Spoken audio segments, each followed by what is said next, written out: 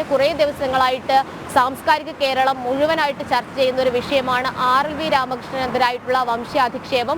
ഇതുമായി ബന്ധപ്പെട്ട് വലിയ രീതിയിലുള്ള പ്രതിഷേധം കേരളത്തിൽ നാനാ ഇടങ്ങളിൽ നിന്നും ഉണ്ടായിരുന്നു. RLV കോളേജിലടക്കം വിദ്യാർത്ഥികൾ വലിയ രീതിയിലുള്ള പ്രതിഷേധ സമരങ്ങളുമായിട്ട് അല്ലെങ്കിൽ അതുമായി ബന്ധപ്പെട്ടുള്ള നടപടികളുമായിട്ട് വന്നിരുന്നു. എന്തായാലും RLV രാമകൃഷ്ണൻ നേരത്തെ തന്നെ ഇക്കാര്യത്തിൽ നിലപാട് വ്യക്തമാക്കിയതാണ്. അതായത് നിയമ നടപടിയുമായിട്ട് മുന്നോട്ട് പോകുമെന്ന്. ഇതുമായി ബന്ധപ്പെട്ട് അദ്ദേഹം നിയമോപദേശം തേടിയതായിട്ടാണ് നമുക്ക് ലഭ്യമായിട്ടുള്ള സൂചനകൾ. എന്തായാലും നിലവിൽ RLV രാമകൃഷ്ണനെ അദ്ദേഹത്തെ അധിക്ഷേപിച്ച ഒരു സംഭവത്തിൽ വലിയ രീതിയിലുള്ള പ്രതിഷേധമാണ് ഉയർന്നു വരുന്നത്. കലാമണ്ഡലത്തിലെ വിദ്യാർത്ഥികൾ പോലും കഴിഞ്ഞ ദിവസം പ്രതിഷേധത്തിനിടയിൽ പറഞ്ഞത് കലാമണ്ഡലം സത്യഭാമയല്ല, വെറും സത്യഭാമ മാത്രമാണ്. അതോടൊപ്പം തന്നെ കലയെ അംഗീകരിക്കാത്ത ഒരു വ്യക്തിയെ അത് അംഗീകരിക്കാൻ സാധിക്കില്ല എന്നുള്ളൊരു നിലപാടാണ് കലാമണ്ഡലത്തിലെ വിദ്യാർത്ഥികൾ പോലും കഴിഞ്ഞ ദിവസം സ്വീകരിച്ചത്. എന്താ